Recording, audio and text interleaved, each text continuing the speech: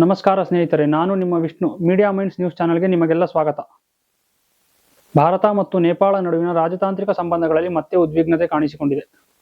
ಕೈಲಾಸ ಮಾನಸ ಸರೋವರ ಯಾತ್ರೆಗೆ ಬಳಸಲಾಗುವ ಲಿಪುಲೇಖ್ ಮಾರ್ಗದ ಬಗ್ಗೆ ನೇಪಾಳ ಆಕ್ಷೇಪ ವ್ಯಕ್ತಪಡಿಸಿದೆ.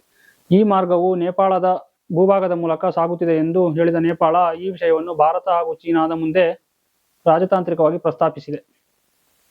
ಇದಕ್ಕೆ ಪ್ರತಿಕ್ರಿಯಿಸಿದ ಭಾರತದ ವಿದೇಶಾಂಗ ಸಚಿವಾಲಯ ನೇಪಾಳದ ಭೌಗೋಳಿಕ ಹಕ್ಕುಗಳ ಮಾಹಿತಿಯನ್ನು ತಳ್ಳಿಹಾಕಿದೆ. ಈ ರೀತಿಯ ವಿಚಾರಗಳು ಇತಿಹಾಸದ ಸತ್ಯಾಂಶಗಳು ಮತ್ತು ಸಾಕ್ಷ್ಯಾಧಾರಗಳ ಮೇಲೆ ಆಧಾರಿತವಾಗಿಲ್ಲ ಎಂದು ಭಾರತ ಸ್ಪಷ್ಟಪಡಿಸಿದೆ.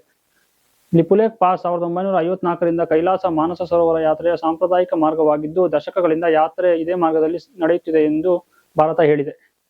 ಆದರೆ 1816ರ ಸುಗೌಲಿ ಒಪ್ಪಂದದ ಪ್ರಕಾರ ಲಿಂಪಿಯಾದುರಾ, ಲಿಪುಲೇಖ್ ಮತ್ತು ಕಾಲಾಪಾನಿ ಪ್ರದೇಶಗಳು ನೇಪಾಳದ ಅವಿಭಾಜ್ಯ ಅಂಗಗಳಾಗಿವೆ ಎಂದು ನೇಪಾಳ ವಿದೇಶಾಂಗ ಸಚಿವಾಲಯ ತಿಳಿಸಿದೆ.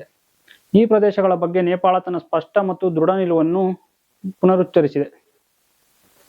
ಇದೇ ವೇಳೆ ಅನ್ಯಾಯಕರ ನಕ್ಷಾ ಹಕ್ಕು ಮಂಡನೆಗಳನ್ನು ತಪ್ಪಿಸಬೇಕು, ಭಾರತ ಪ್ರಭುತ್ವ ಮತ್ತು ಭೌಗೋಳಿಕ ಅಖಂಡತೆಯನ್ನು ಗೌರವಿಸಬೇಕು ಎಂದು ಭಾರತ ನೇಪಾಳಕ್ಕೆ ಸೂಚಿಸಿದೆ. ಈ ಗಡಿ ವಿವಾದವು ಮುಂದಿನ ದಿನಗಳಲ್ಲಿ ಎರಡೂ ದೇಶಗಳ ದ್ವಿಪಕ್ಷೀಯ ಸಂಬಂಧಗಳಿಗೆ ಮಹತ್ವದ ಪರೀಕ್ಷೆಯಾಗುವ ಸಾಧ್ಯತೆ ಇದೆ ಎಂದು ಹೇಳುತ್ತಾ ಈ ಕಾರ್ಯಕ್ರಮವನ್ನು ಇಲ್ಲಿಗೆ ಮುಗಿಸೋಣ. ಇದು ಮೀಡಿಯಾ ಮೈಂಡ್ಸ್, ನಿಮ್ಮ ಸುದ್ದಿ. ನಾನು ನಿಮ್ಮ ವಿಷ್ಣು.